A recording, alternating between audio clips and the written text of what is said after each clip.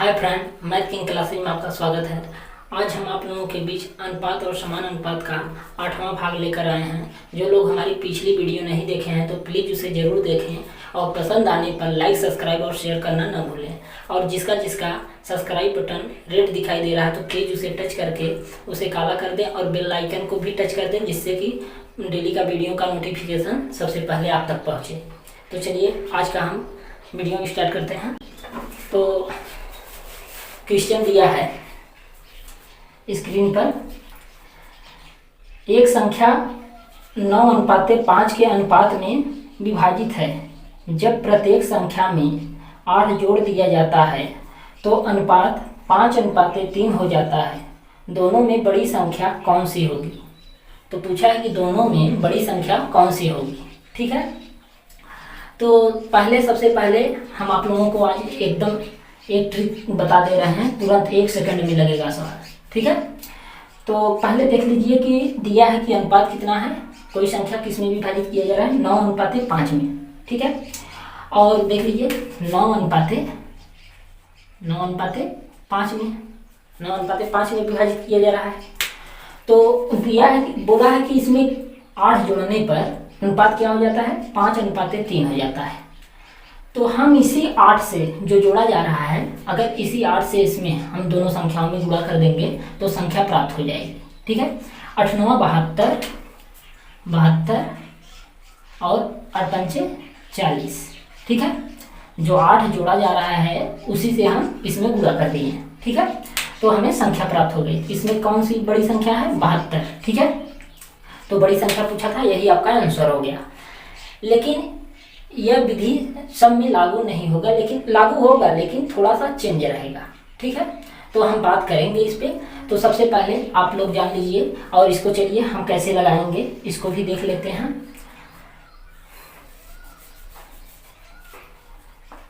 हाँ, तो मान लेते हैं कि माना संख्याएं क्या हो जाएगी, 9x और 5x।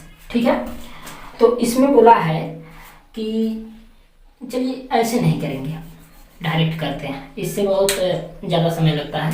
तो अब हम क्या करेंगे, लिख लेते हैं 9 और 5। फिर दूसरी अनुपात क्या दिया है, दूसरा अनुपात दिया है कि 5 और 3। ऐसे एकदम देखो, पहले पद को पहले पद के नीचे लिखेंगे और दूसरे पद को दूसरे पद के नीचे लिखेंगे। ठीक है, उसके बाद इनका क्रॉस मल्टीप्लाई कर देंगे। ठीक है, क्रॉस मल्टीप्लाई कर देंगे और देख लीजिए दोनों में मतलब अंश में भी और हर में भी क्या जुड़ रहा है, कितना जुड़ रहा है, 8। तो हम 8 इधर भी लिखेंगे और इधर भी लिखेंगे, राइट।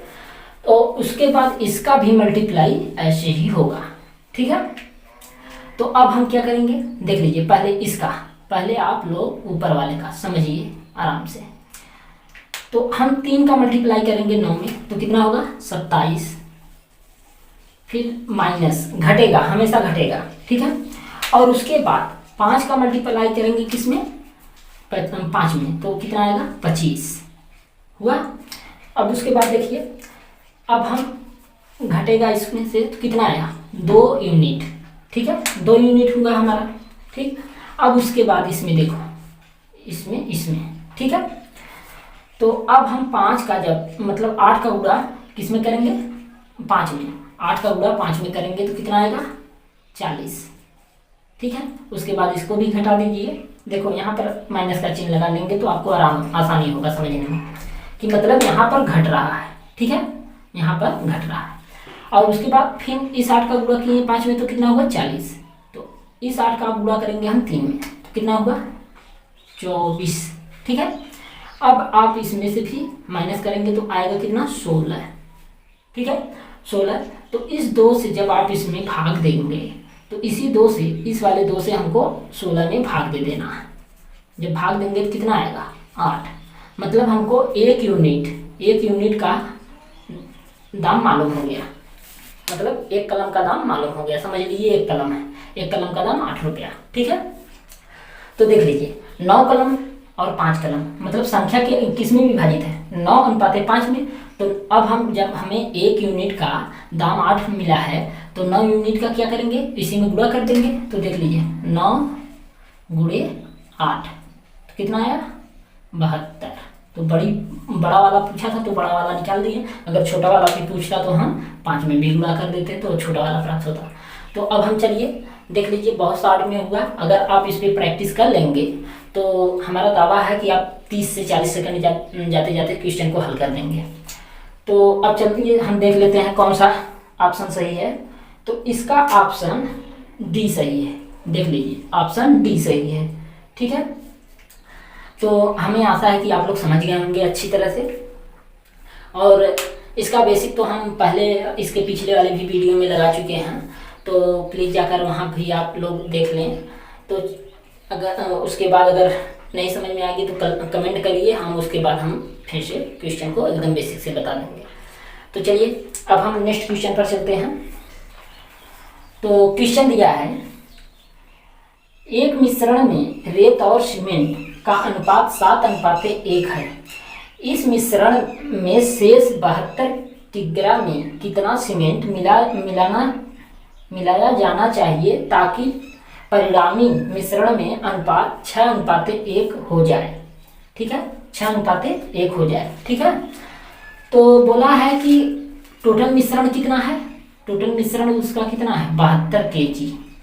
ठीक है, कितना है 72 kg। और उसमें रेत और सीमेंट का अनुपात कितना है 7:1। मतलब जो रेत है, रेत और सीमेंट,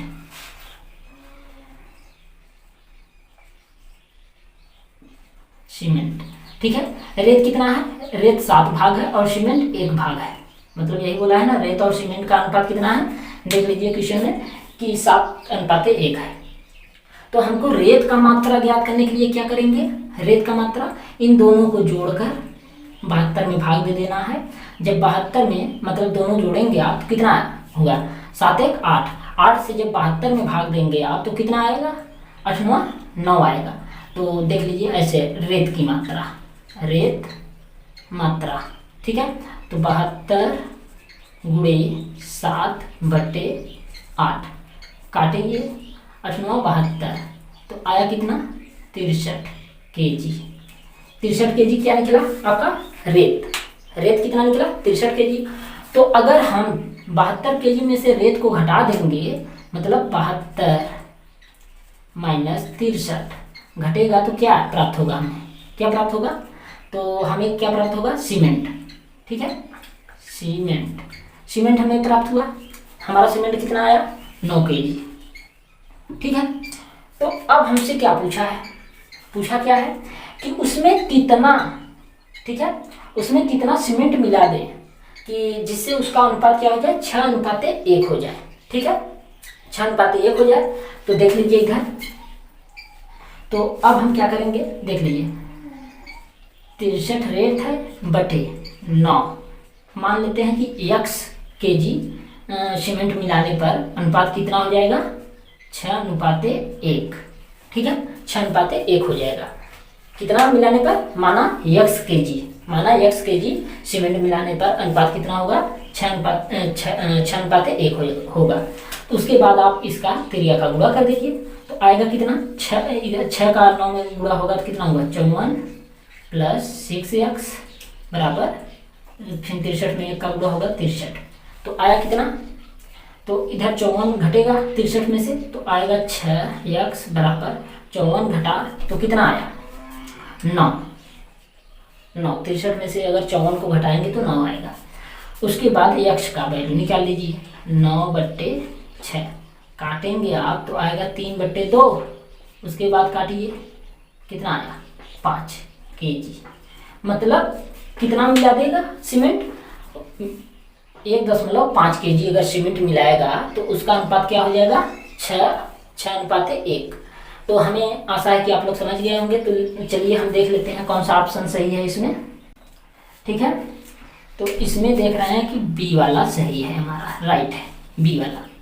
ठीक है, तो हम क्या किए हैं एक बार आप लोग फिर से समझ लीजिए। तो देख लीजिए मिश्रण बोला है, मिश्रण कितना है टोटल, और शेष मिश्रण मतलब बोला है कि कुल मिश्रण कितना है 72 kg है। ठीक है, और उसमें से 7 भाग जो है रेत है और 1 भाग सीमेंट है, ठीक है।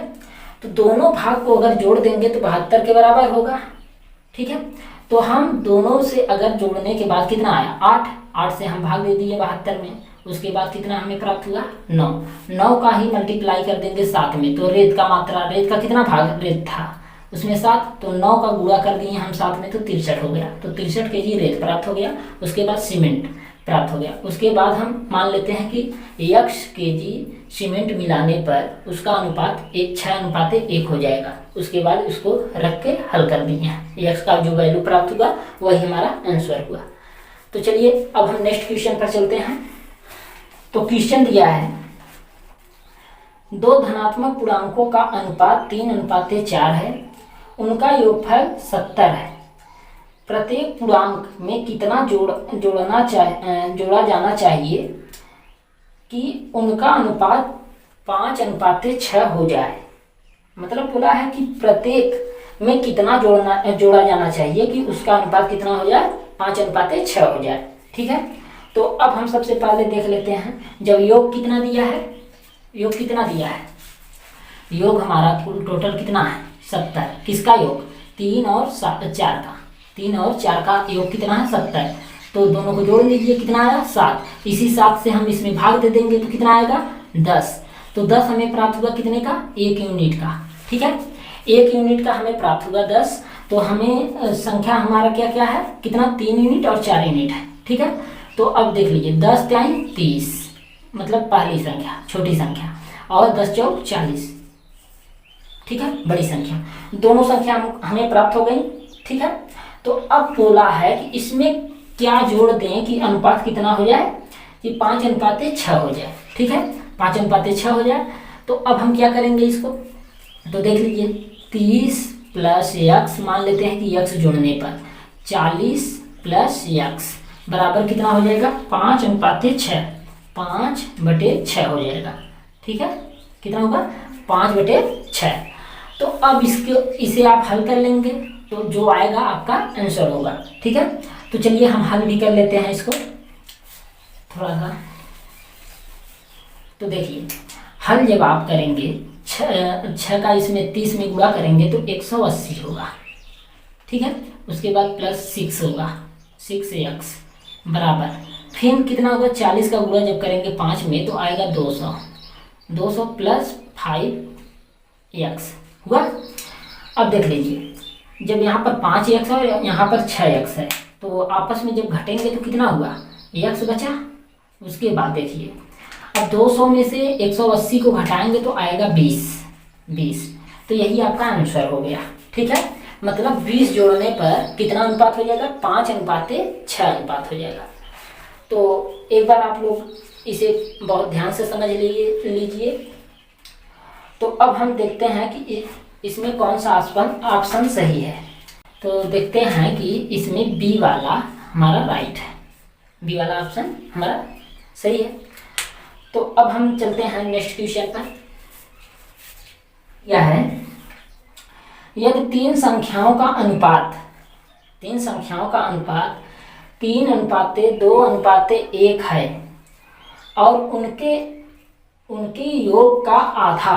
उनके योग का आधा 72 है, तो सबसे छोटी संख्या का वर्ग क्या है।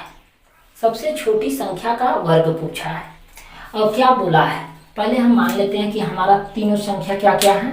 तो देख लीजिए अनुपात में क्या दिया है कि 3:2:1 दिया है। तो हम देखते हैं कि बोला है कि इनका योग जो है, इनके योग का आधा कितना है, इनके योग का आधा कितना है 72 है। तो हम इनके योग का आधा कर लेते हैं, 3 + 2 + 1 का आधा करेंगे तो आएगा कितना 72 के बराबर होगा, ठीक है।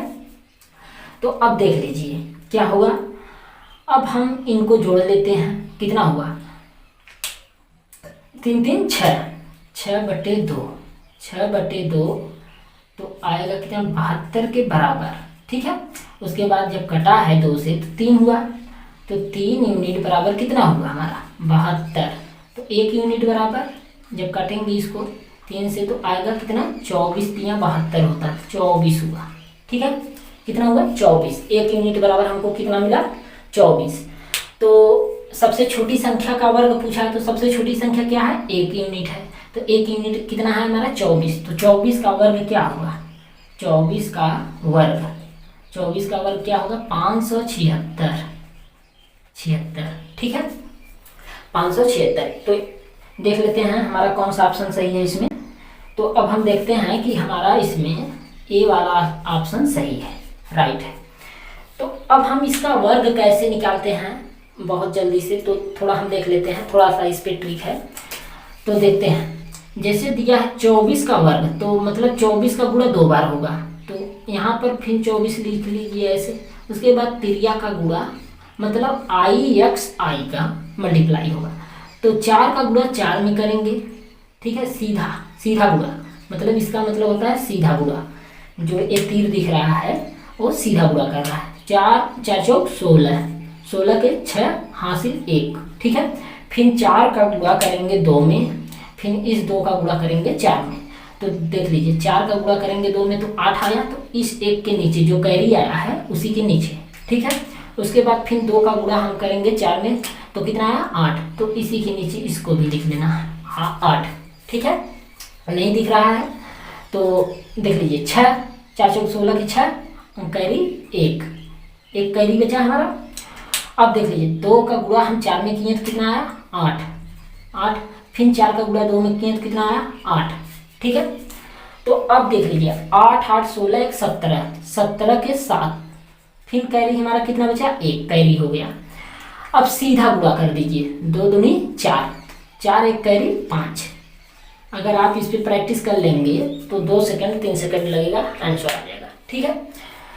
तो हमें आशा है कि आप लोग समझ गए होंगे अच्छी तरह से इस सवाल को। तो अब हम चलते हैं नेक्स्ट क्वेश्चन पर। क्वेश्चन यह है 2 संख्याओं का अनुपात 3:4 है। यदि दोनों संख्याओं में 3 घटा दिया जाए तो अनुपात 2:3 हो जाता है। तो संख्याओं का योगफल ज्ञात कीजिए, ठीक है। संख्याओं का योगफल ज्ञात करने के लिए बोला है। तो अब हम क्या करेंगे, तो देख लीजिए आप क्वेश्चन में क्या दिया है कि 2 संख्याओं का अनुपात कितना है 3:4 है, ठीक है, 3 और 4 है। प्रत्येक में बोला है कि 3 घटा दिया जाए, तो जो 3 घटा रहा है उसी का इनमें हम गुणा करेंगे। 3 घटा रहा है तो 3 का आप इसमें गुणा कर दीजिए, इसमें गुणा कर दीजिए, तो आपका क्या होगा वही आपकी संख्या प्राप्त होंगी। देख लीजिए तो छोटी संख्या कितनी हो जाएगी 3 3 का 9 और 3 चौक 12, ठीक है 12। तो इनका योग क्या होगा, इनका योग देख लीजिए 21, ठीक है। यही हमारा आंसर हो गया, ठीक है। लेकिन इसको लगा लेते हैं एक बार हम, ठीक है। तो हम चलते हैं लगा कर देखते हैं। तो देख लीजिए कैसे लगाएंगे। तो अनुपात क्या दिया है, अभी पीछे हम बताए थे, अनुपात दिया 3 और 4, और फिर दूसरा अनुपात क्या दिया है 2 और 3 दिया है, ठीक है। तो उसके बाद क्या घटाया है इसमें से 3, तो उसको भी लिख लीजिए। दोनों में से घटाया तो दोनों के नीचे लिखेंगे, ठीक है। अगर एक सिर्फ अंश में बोलता या एक पद में बोलता छोटी या बड़ी में, तो हम सिर्फ उसी में घटाते। तो अब देख लीजिए जब इसका हम गुणा करेंगे 3 3 का 9 और 2 चौक माइनस कर दीजिए 8, ठीक है। आया कितना 1 यूनिट। तो अब देख लीजिए अब इसका गुणा इसमें, ठीक है। तो क्या आएगा 3 3 का 9 माइनस 3 दूनी 6, तो आएगा कितना 3। तो देख लीजिए 1 यूनिट बराबर 3, तो 3 यूनिट का मान कितना होगा इसका और इसका। 3 यूनिट का मान कितना होगा 3 3 का 9 और इसका क्या होगा 4 गुणे 3 बराबर कितना होगा 12, ठीक है। तो देख लीजिए दोनों संख्याओं का योग पूछा था, तो 9 और 12 कितना होंगे 21, मिलकर कितना होगा 21। तो हमें आशा है कि आप लोग इसे भी समझ गए होंगे। लेकिन आप लोग इस विधि पे आप लोग ज़्यादा से ज़्यादा प्रैक्टिस करें, जिससे कि आप लोगों को एग्जाम में लगाने की आवश्यकता ना हो, ठीक है। तो अब हम मिलेंगे इसके आगे नेक्स्ट वीडियो में। अगर आज की वीडियो आप लोगों को अच्छा लगा हो तो प्लीज़ उसे लाइक सब्सक्राइब और शेयर करना ना भूलें।